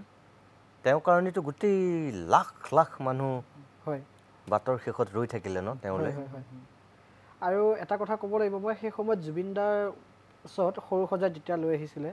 তেতিয়া মোৰ আহিবলৈ একচুৱেলি খুব হেঁপাহ আছিল কিন্তু শেষবাৰৰ কাৰণে তেখেতক এবাৰ চাব ওচৰৰ পৰা চাবৰ কাৰণে অহাৰ একচুৱেলি মোৰ হেঁপাহ আছিল কিন্তু মই সেই সময়ত অহাৰ মানুহ কাকো নাপালোঁ মানে একচুৱেলি সেই সময়ত সেইবাবে মই আহিব নোৱাৰিলোঁ কিন্তু আমাৰ মৰিগাঁৱত জুবিন দাৰ যিবোৰ শ্ৰদ্ধাঞ্জলি অনুষ্ঠান পাতিছিলে সেই সময়ত তাত মই অংশগ্ৰহণ কৰিছোঁ আৰু জুবিন দাৰ শ্ৰদ্ধাঞ্জলি দিছোঁ আৰু যেতিয়া প্ৰথম খবৰটো আহিছিলে প্ৰথমে মই বিশ্বাস কৰিবই পৰা নাছিলোঁ এনেকুৱা এটা খবৰ আহিব বুলি কোনেও ভবা নাছিলে আৰু এতিয়া এনেকুৱা হ'ল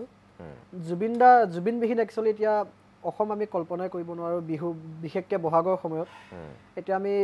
জুবিন দাৰ বাহিৰে আমি এতিয়া আমি জুবিন দাৰ স্থানত বেলেগক ৰাখিব নোৱাৰোঁ আৰু মই এটা কথা ক'ম জুবিন দাৰ একচুৱেলি বহাগৰ সম্পূৰ্ণ গোটেই বহাগৰ মাহটো যিমান মানে তেখেতৰ শ্ব' থাকে অসমত প্ৰত্যেকটো শ্ব' যিহেতু টেলিভিশ্যন চেনেলত লাইভ দেখুৱায় 12 বজাৰ পৰা যিহেতু ৰাতি 1, 2 কেতিয়াবা 3টা বজালৈকে যিহেতু লাইভ দেখুৱায় মই গোটেই মাহটো মই ৰাতি 3টা 3:30 বজালৈকে মই মানে তেখেতৰ প্ৰগ্ৰেম মই লাইভ চাওঁ গোটেই মাহটো সেই প্ৰগ্ৰেমটো শেষ হোৱাৰ পিছতহে মই শুওঁ বুজি পাইছোঁ এতিয়া মানে সেই কথাখিনি মোৰ মানে এতিয়া বেছি মানে মনটো বেয়া লাগিব মনত পৰিলে এতিয়া বিহু উকা লাগিব আৰু জুবিন দাৰ কাৰণে একচুৱেলি আমি অনুষ্ঠান কৰিবলৈ একচুৱেলি এটা সাহস পাইছিলোঁ বুজি পাইছোঁ তোমালোকৰ লগত যিহেতু মই কৈছোঁৱে যে এটা আত্মিক সম্পৰ্ক আছিল কাৰোবাক মাছৰ কাঁইট গুচাই দি ভাত খুৱাইছে কাৰোবাক আকৌ তোমালোকৰ জোতাৰ লিষ্ট মাৰি দিছে গতিকে সেইকাৰণে আজি মই মাতি আনিছিলোঁ যে জুবিনৰ অনুপস্থিতিত ন এই যদি 1 মাহত আমি চাওঁ আমি কাতি বিহু পাতিছোঁ আমি দুৰ্গা পূজা পাতিছোঁ আমি কালী পূজা পাতিছোঁ এতিয়া দীপান্বিতা পাতিছোঁ লক্ষী পূজা পাতিছোঁ কিন্তু এই দীপাৱলীৰ আগলৈকে মানুহে কিন্তু খুব সেই আগৰ ধামখুমীয়া বা সেই আনন্দ হৰ্ষোল্লাস একো প্ৰদৰ্শন কৰা নাছিল একো আয়োজন নাছিল দুৰ্গোৎসৱ মানুহে নিয়ম মাফিকভাৱে পালন কৰিছে হয়নে দুৰ্গা পূজাত গোটেই জুবিনৰ ফটো জুবিনৰকে মোটামুটি প্ৰত্যেকখন দুৰ্গা পূজাৰ সন্মুখত জুবিনৰ ফটো লৈ পেলাই এইবাৰ পূজা কমিটিবিলাকে দুৰ্গোৎসৱ উদযাপন কৰিছে কাতি বিহু পাতিছে জীৱনত প্ৰথমবাৰৰ কাৰণে তুলসীৰ তলত জুবিনৰ ফটো ন জুবিনৰ ছবি আঁকি পেলাই কোনোবাই তাত বন্তি জ্বলাইছে তুলসী সেই জুবিনৰ কোনোবাই জুবিন গাৰ্গ লিখি পেলাই তাতে তুলসী ৰুইছে বন্তি জ্বলাইছে তেনেকুৱা পৰিৱেশ এটা ৰাজ্যখনত হৈ গ'ল এই 1 মাহত হয়নে এনেকুৱা আমি ভূপেন হাজৰিকা ঢুকাওঁতো আমি দেখিছিলোঁ কিন্তু এনেকুৱা ধৰণে মানুহৰ আৱেগ এই পৰ্যায়ত এতিয়ালৈকে আজিলৈকে যিটো আৱেগ আছে এই আৱেগটো নাছিল হয় ভাল লগা বিষয় আছিলে কি 90 ধৰক আমি মিডিয়াত পাইছোঁ নহয় কান্দিছে যে 90 বছৰ বয়সীয়া বৃদ্ধা তেওঁলোকেনো গানৰ বিষয়ে কি জানে তথাপি তেওঁলোকে মানে জুবিন দাক ভাল পায় মই যিহেতু বাগবৰত থাকোঁ মই বহু আমাৰ জাতি জনজাতিৰ মানুহবিলাক থাকে বহুতে গান একো বুজি নাপায় কিন্তু সকলোৱে কয় জুবিন নাই আনকি মোৰ ঘৰত দাদাৰ এটা বাচ্চা আছে 6 বছৰ বয়স সিহঁতে কৈ থাকে জুবিন নাই আনকি কাপোৰ লোৱাৰ তেওঁলোকৰো এবাৰ মানে মনত কোনো হেই নাই উৎসাহ নাই এনেকুৱা হৈছে মই হিৰণ্য মই তোমাৰ কাষলৈ আহিছোঁ জুবিনৰ যিমানবিলাক ধৰা গীত আছে তোমালোক প্ৰত্যেকেই এতিয়ালৈকে যিকেইটা গাইছা তোমালোকৰ পুৰা মুখস্থ একদম এইমাত্ৰ বিমানে শেষৰটো গীত আনকি এইটো বৰ বেছি পুৰণি গীত নহয় একদম মুখস্থ হৈ আছে তোমালোকে শুনিয়েতো গোটেইখিনি মুখস্থ কৰা যিমানখিনি পাৰি মানে শুনিয়ে মুখস্থ কৰা যায় কিন্তু ধৰক কিছুমান যদি ধৰক কিবা গীত যদি মুখস্থ নহয় বা মুখস্থ কৰাত অসুবিধা হয় তেতিয়া কিছু অলপমান লিখি লোৱাও যায় তেনেকেও লোৱা লিখি আমাৰ যিটো চিষ্টেম আছে জানিছোঁ বেইলি আমি অলপমান লিখি লোৱাও হয় আৰু এটা কথা কৈ দিছোঁ মাজতে এই ব্ৰেইলি নহয় একচুৱেলি ব্ৰেইল চিষ্টেম হয় Braille system BRAILL Braille system তো তেনেকৈ কেতিয়াবা লিখি লোৱাও হয় কিন্তু প্ৰায়ভাগ কিন্তু মুখস্থই থাকে আমি মোবাইলত মুখস্থ মোৰ প্ৰথমতে মোবাইল নাহতে মোৰ গুৰু আছিল ৰেডিঅ' মই এতিয়াও শুনো মোৰ লগত আৰু এদিন গম পাইছিলোঁ আপুনিও ৰেডিঅ' শুনে গতিকে ৰেডিঅ'ৰ পৰাই মোৰ গান শিকাৰ মানে প্ৰথম মানে মোৰ গুৰু বুলি ক'লে ভুল নহ'ব মোৰ ৰেডিঅ'ই আছিলে প্ৰথম গুৰু আৰু ৰেডিঅ'ৰ পৰা মই যিমানখিনি জ্ঞান পাইছোঁ বহুতখিনি পাইছোঁ তাৰমানে হিৰণ্য এইবাৰ কিবা এটা শুনিম তোমাৰ পৰা কি শুনাবা নিশ্চয় জুবিন দাৰ প্ৰতিদিনে গানটো গাবলৈ অলপ চেষ্টা কৰিম আচলতে গাম বুলি ক'ব পৰা আমি হোৱা নাই বা মই হোৱা নাই অলপ চেষ্টাহে কৰিব পাৰোঁ মই তাৰ আগত এটা কথা কৈছোঁ এইবাৰ দুৰ্গোৎসৱত এটা বস্তু আৰু দেখা গৈছে কিন্তু যদি মন কৰিছে যে দুৰ্গা মাতাক পূজা কৰাৰ মানে লগে লগে কিন্তু জুবিন দাৰো ফটোত পুৰোহিতে কিন্তু পূজা কৰা বা পুষ্পাঞ্জলি দিয়া দেখা গৈছে কিন্তু যদি আপুনি মন কৰিছে বা যদি আপোনালোকে মন কৰিছে হয় মই দেখোন আৰম্ভণিতে ক'লোঁ যে তোমাৰ দুৰ্গোৎসৱৰ গেটৰ সন্মুখতে প্ৰথম জুবিনৰ ফটোহে আছে মানে জুবিনৰ ফটোত মানুহে সেৱা কৰি গৈ ভিতৰত মা দুৰ্গাৰ ওচৰত সেৱা কৰিছেগৈ লগতে আৰু এটা কথা ক'ব বিচাৰিছোঁ ক'ব লাগিব একচুৱেলি এবাৰ প্ৰত্যেকখন পূজা মণ্ডপত কিন্তু এবাৰ জুবিন দাৰ গানো কিন্তু বাজিছে সমান্তৰালকৈ যেনেকৈ মা দুৰ্গাৰ ভক্তিমূলক গীতবোৰ যেনেকৈ বাজিছে ঠিক তেনেদৰে কিন্তু জুবিন দাৰ গানো কিন্তু প্ৰত্যেকখন পূজা মণ্ডপত কিন্তু আগতে যেনেকৈ সাংস্কৃতিক অনুষ্ঠান কিছুমান হয় পূজা মণ্ডপত এইবাৰ কিন্তু সেই সাংস্কৃতিক অনুষ্ঠানবোৰ নহ'ল চব বাতিল হৈছে ঠিক আছে হিৰণ্য তোমাৰ গীতটো গোৱা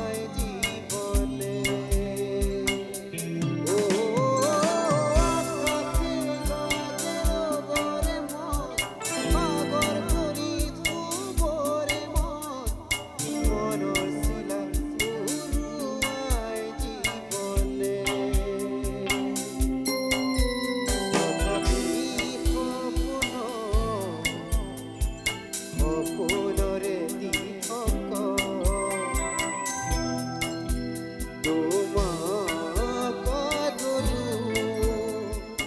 এটুলীয়া বাট প্ৰতিদিনে তুমি দিয়াহি এপাহি ও জীৱন তুমি ৰহণীয়া ৰঙৰে ফুল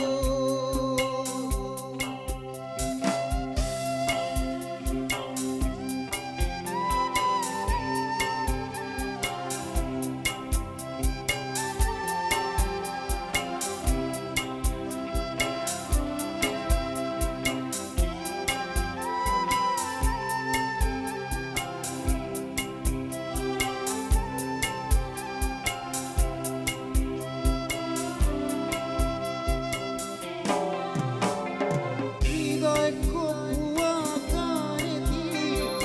পুৱানো পুৱাৰ সুৰেদি তাতে হেৰাই চন্দ মোৰ সত্যবা হৃদয় কপোৱা গানেদি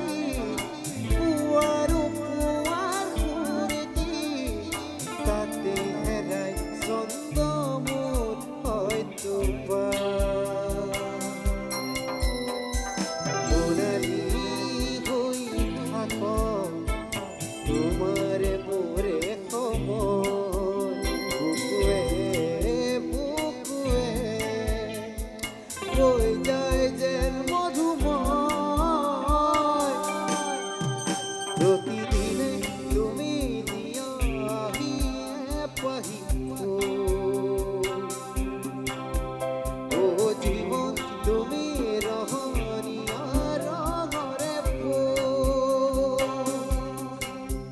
দেৰি দাদা দেৰে দাদা দেৰে দাদিৰা ও দাদা দিৰে দাদা দেৰে দাদা এপাহি হাহি এপাহি কাহাৰে সজাই তোলো দিৰি দেৰে দাদা দিৰে দাৰে দাৰে ও দাদা দিৰি দাদা দিৰে দাদা দিৰি দাদা দেৰে দাদা দেৰে দাদা ও দাদা দেৰে দাদা দেৰে দাদা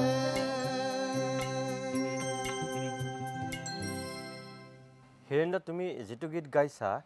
এই গীতটোৰ লগতো কিন্তু জুবিনৰ এতিয়া শেহতীয়া গোটেই ঘটনাটোৰ এটা সংযোগ আছে হয়নে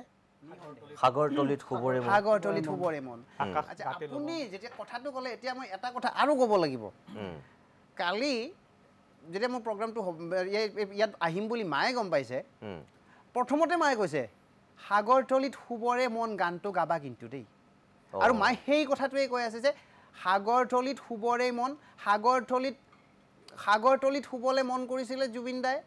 কিন্তু সাগৰ তলিত শুয়েই গ'ল একেবাৰে চিৰদিনৰ কাৰণে শুই গ'ল একদম ঠিক কথা কৈছে মই ধন্যবাদ জনাইছোঁ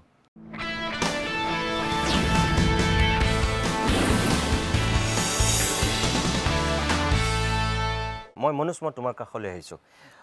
আমি শেষৰ ফাললৈ আহিছোঁ যিহেতু অনুষ্ঠানটো আৰু আমি শেষ কৰিম বৰ বেছি সময় নাই জুবিন আমাৰ মাজত আছিল আছে আৰু ভৱিষ্যতলৈকো থাকিব তাৰ পিছতো মই ক'ম যে জুবিনৰ সৃষ্টিৰাজিক আমি সঠিক ৰূপত সংৰক্ষণ কৰিব লাগিব আৰু আমি সম্প্ৰচাৰো কৰিব লাগিব নতুন প্ৰজন্মৰ কাৰণে আমি বিলাব পাৰিব লাগিব তুমি কি ক'বা শেষত কেনেকৈ জুবিনৰ গোটেই সৃষ্টিৰাজিক সংৰক্ষণ কৰা উচিত মই এটা কথাই ক'ম আমাৰ অসমৰ ৰাইজ অসমৰ মানুহ এনেকুৱা 500 বছৰ আগতে গুৰু দুজনাই যি সৃষ্টিৰাজি দি গৈছিলে আজিও আছে আজিও মানুহে বৰগীত চৰ্চা কৰে আজিও মানুহে ভাওনা কৰে গতিকে আজিলৈকে আছে জ্যোতি সংগীত ৰাভা সংগীত আজিও জীয়াই ৰাখিছে ভৱিষ্যতলৈ থাকিব আৰু জুবিনদাৰ যি সৃষ্টিৰাজি সেয়া আজি আছে ভৱিষ্যত আছিল আৰু যুগ যুগলৈকে থাকিব আৰু সেই দায়িত্বটো ল'ব লাগিব আমাৰ নতুন পুৰুষসকলে নতুন প্ৰজন্মই আমি জুবিনদাৰ সৃষ্টিৰাজিক আমি আগবঢ়াই নিব লাগিব আমি চৰ্চা কৰিব লাগিব আমি জীয়াই ৰাখিব লাগিব আমি দায়িত্ব লওঁ আমি কাণ পাতি ল'ব লাগিব কিন্তু আমাৰ ওপৰত দায়িত্ব আছে অসমৰ প্ৰতিজন জনতাৰ ওপৰত দায়িত্ব থাকিব যেনেকৈ গুৰু শংকৰদেৱক পাহৰি যোৱা নাই গুৰু মাধৱদেৱক পাহৰি যোৱা নাই আমি জ্যোতিপ্ৰসাদক পাহৰি যোৱা নাই বিষ্ণু ৰাভাক ভূপেন মামাক পাহৰি যোৱা নাই আমি জুবিন দাকো কেতিয়াও পাহৰি নাযাওঁ আৰু আমি যাব নোৱাৰোঁ কেনেকৈ যাম আমাৰ প্ৰাণত আমাৰ তেজে তেজে আছে জুবিন অসমীয়া জাতি যিমান দিনলৈকে থাকিব তো জুবিন দা আমাৰ মাজত জীয়াই থাকিবই জুবিন দা কায়িকভাৱে নাই কিন্তু আমাৰ মনৰ মাজত প্ৰত্যেকজনৰ হিয়াৰ মাজত তেজে তেজে জুবিন দা আছে থাকিবই তেখেত সদায় আছে কেতিয়াও নাযায় আমাৰ মাজৰ পৰা তেখেত মৃত্যু হ'বই নোৱাৰে তেখেত অমৰ মনোজ হয় জুবিনেতো বিহু গাইছিল হয় হয় নহয় হিন্দী গাইছিল ইংৰাজী গাইছিল 40টা ভাষাত গীত গোৱা মানুহ তোমালোকে যেনেকৈ আধুনিক গীতবিলাক গাই আছা বা তুমি এটা ৰাজবংশী গীত গালা তেনেকৈ বিহু এটা গাব পাৰিবানে পাৰি জুবিনদাৰ আচলতে আমি যেতিয়া ষ্টেজত যাওঁ আমাৰ জুবিনদাৰ গীতে দিয়ে আৰম্ভ হয় আৰু জুবিনদাৰ গীতে দিয়ে শেষ হয় মই বুলি নহয় অসমৰ প্ৰতিজন ছিংগাৰেই কৰে কাৰণ জুবিনদাৰ গীত নহ'লে অসমীয়া আমাৰ কোনো প্ৰগ্ৰেমেই নহয় কাৰণ জুবিনদাৰ গীত থাকিবই গতিকে জুবিনদাৰ যিটো প্ৰিয় গীত আছিলে নাহৰ জুবিনে নাহৰ খুব ভাল পাইছিলে সদায় কৈছিলে নাহৰ গতিকে মই যিটো গীত গাবলৈ লৈছোঁ নাহৰ পাতৰ আৰতে সেইটোৰে মই অনুষ্ঠানৰ আজি চাগে শেষ হ'ব শেষলৈকে যাম মনোজ দা গানটো গোৱাৰ আগতে এটা কথা ক'ব বিচাৰিছোঁ নাহৰ গানটো গাব বুলি কওঁতে মোৰ এটা কথা মনত পৰি গ'ল এতিয়া এই মাত্ৰ হঠাৎ মনত পৰি গ'ল জুবিন দাৰ এটা এই গানটো যেতিয়া বিহু মঞ্চত গায় তেখেতে বহুতবাৰ ৰখে মানে এই এনেকৈ অ' নাহৰ অ' নাহৰ অ' নাহৰ অকণমান মানে মাজতে ৰৈ যায় ঠিকে বস্তুটো খুব ভাল লাগে একদম বিমানে ঠিকে কৈছে নাহৰ ইমানে ভাল পাইছিলে তেখেতে হয় ঠিক আছে মনোজ তুমি গীতটো গোৱা হয়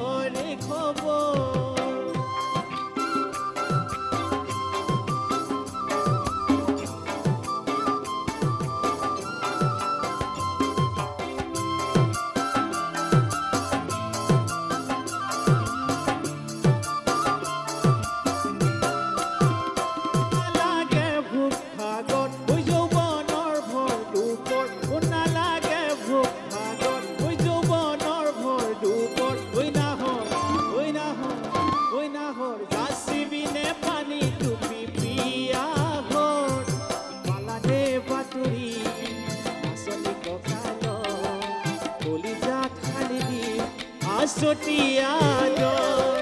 পালানে বাতৰি নাচনি কঁকালৰ কলিজাত সানি দিম আছতীয়া নালাগে ভোক ভাগত যৌৱনৰ ভৰলুপত ঐ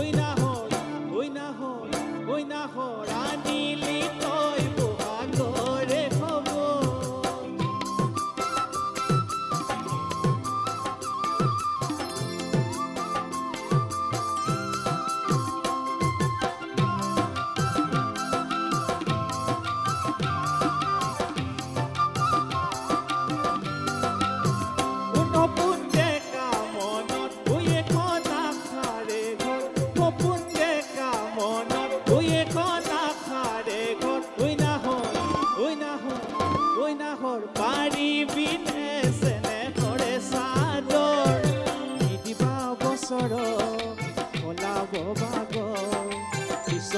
নালাগে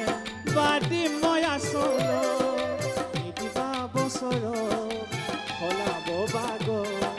পিছনি নালাগে বাদি মই আচলত নাহৰ ফুলাৰ বতৰ নাহৰ মোৰ মৰমত নাহৰ আনিলি তই বহাগৰে খবৰ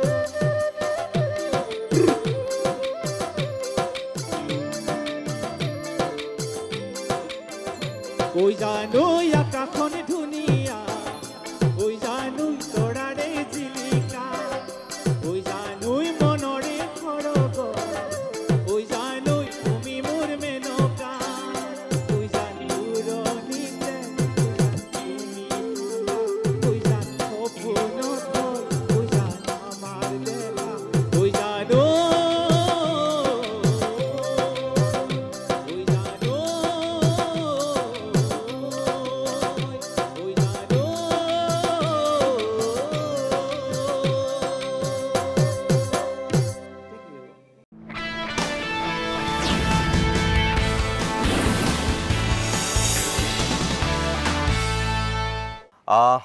মই মনোজ হিৰণ্য বিমান আমি অনুষ্ঠানটো শেষ কৰিব লাগিব আসলতে তোমালোকক 1 ঘণ্টাৰ কাৰণে মাতি আনিছিলোঁ যদিও এতিয়া একদম প্ৰায় 2 ঘণ্টাই হ'বহি হ'ল আৰু 1.5 ঘণ্টা হৈ গ'ল মোটামুটি অনুষ্ঠানটো শেষ কৰিবলৈ মোৰ মন নাছিল আৰু কথা পাতিবলৈ আছিলে কিন্তু শেষ কৰিমেই শেষত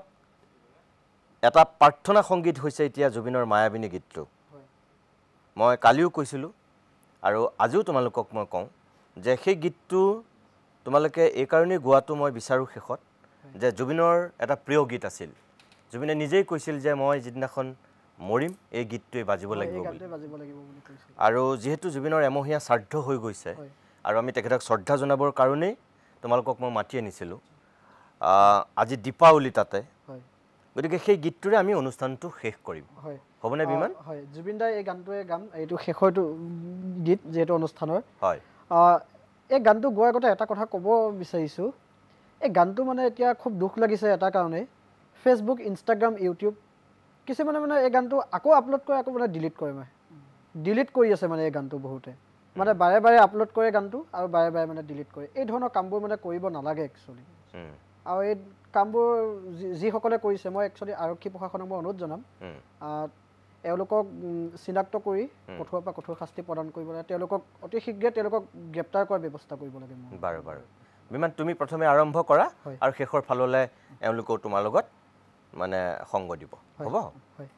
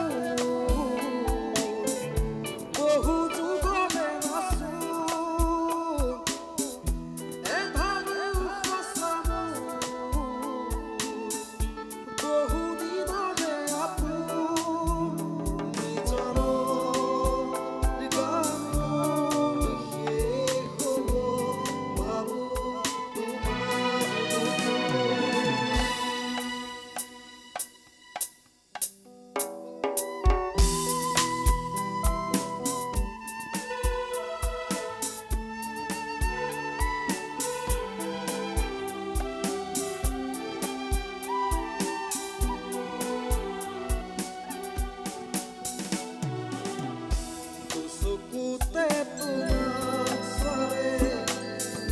সপোনা কৰি দিগত নামে চুব খুজিলেই মোৰ দুহাতে থকা কৰি সপোন আহে ধুমুহাৰ সতে মোৰ বহু যুগৰে নাচো এন্ধাৰো বচাব বহু দিনৰে আপোন নিজানৰ গান মোৰ শেষ হ'ব ভাবো মায়াবিনী ৰাতিৰ বুকুত দেখা পাৰো তোমাৰ ছবি ঘৰদিনা কোমলে আহি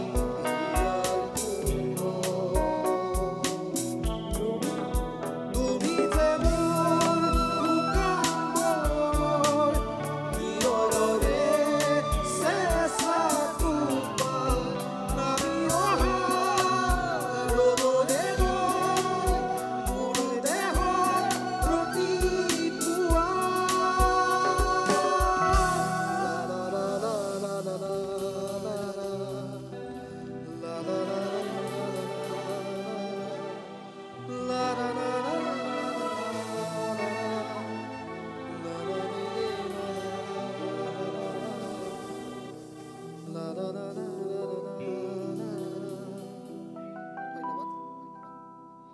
প্ৰিয় দৰ্শক আজিৰ এই বিশেষ অভিমত অনুষ্ঠানটি আমি সামৰিব বিচাৰিছোঁ তিনিগৰাকী বিশেষ যুৱকক আজিৰ অভিমতৰ আমি অতিথি কৰিছিলোঁ কিয় কৰিছিলোঁ আপোনালোক ইতিমধ্যে সকলো এতিয়া অৱগত যে জুবিনৰ লগত এওঁলোকৰো আছিল এটা সুকীয়া সম্পৰ্ক জুবিনে কেতিয়াবা এওঁলোকক ঘৰত ৰাখি মাছৰ কাইট গুচাই ভাত খুৱাইছিল কেতিয়াবা জোতাৰ লেছ মাৰি দিছিল কেতিয়াবা লগতে লৈ ফুৰিছিল এওঁলোকৰো মন যায় জুবিনৰ সন্দৰ্ভত কথা ক'বলৈ জুবিনৰ শেষ যাত্ৰাত এওঁলোকৰো অংশগ্ৰহণ কৰিবলৈ বা সমাধিত গৈ বা তেওঁক যেতিয়া আনিছিল সেই সময়ৰ সৰু সজাইত শেষ শ্ৰদ্ধা জনাবলৈ এওঁলোকৰো মন যায় কিন্তু কিবা বিশেষ পৰিৱেশ পৰিস্থিতিৰ তাগিদাত কেতিয়াবা সেই সুযোগ তেওঁলোকে নাপায় আৰু আজি দীপাৱলীৰ লগত সংগতি ৰাখি যদিও চকুৰে তেওঁলোকে নেদেখে কিন্তু মনেৰে তেওঁলোকে গোটেই পৃথিৱীখন দেখে ৰং বিৰঙী লাইটৰ যি পোহৰ সেই পোহৰ তেওঁলোকে নেদেখে কিন্তু মনৰ পোহৰেৰে সেই পোহৰ সকলো দেখে আৰু সেই কাৰণেই আজিৰ এই বিশেষ দিনটোত আমি জুবিনক শ্ৰদ্ধা জনাবৰ কাৰণেই তেওঁলোকক এখন মঞ্চ দিবৰ কাৰণেই আজিৰ অভিমতৰ অতিথি কৰিছিলোঁ কিমান ভাল গাইছে কিমান বেয়া গাইছে জুবিনৰ গীতকেইটা সেয়া যাতে কোনো আপোনালোকে চুলি চিঙা বিচাৰ নকৰে তেওঁলোকৰ এটা মনৰ ইচ্ছা মই জানো যে এইকেইদিনত এই মানুহখিনিও বুকুত কেনেকুৱা এটা বেদনা লৈ আছে তেওঁলোকৰ মনৰ যিখন ধুমুহা এগৰাকী সংবেদনশীল মানুহ হিচাপে অনুভৱ কৰোঁ কাৰণেই আজি মাতি আনিছিলোঁ কিছু কথা সুধিলোঁ জানিলোঁ আপোনালোককো জনালোঁ বাকী বিচাৰ আপোনালোকে কৰিব শেষত মই বাদ্যযন্ত্ৰ সংগত কৰাৰ কাৰণে প্ৰত্যেকগৰাকীকে বহুত বহুত ধন্যবাদ জনাইছোঁ আৰু হিৰণ্য বিমান মনোজ তোমালোক তিনিওগৰাকীকে পুনৰবাৰ ধন্যবাদ জনাইছোঁ ভগৱানে তোমালোকক শক্তি দিয়ক সাহস দিয়ক এনেকৈ তোমালোকে জীৱনৰ বাটত আৰু শক্তিশালী ৰূপত আগবাঢ়ি যোৱা মোৰ শুভেচ্ছা থাকিল ধন্যবাদ জনাইছোঁ আপোনাৰ লগতে যে প্ৰতিদিন টাইমৰ কৰ্মীবৃন্দ সমন্বিতে অসমবাসী ৰাইজলৈ এই মঞ্চৰ পৰাই সকলোলৈ মই ধন্যবাদ জনাইছোঁ লগতে ধন্যবাদ জনাইছোঁ আজি মিউজিচিয়ানছ যিসকল আছে তেখেতসকললৈও ধন্যবাদ জনাইছোঁ নমস্কাৰ নমস্কাৰ ধন্যবাদ ইয়াৰ লগে লগে আজিৰ এই অভিমত অনুষ্ঠানৰ ইমানতে আমি সামৰণি মাৰিছোঁ নমস্কাৰ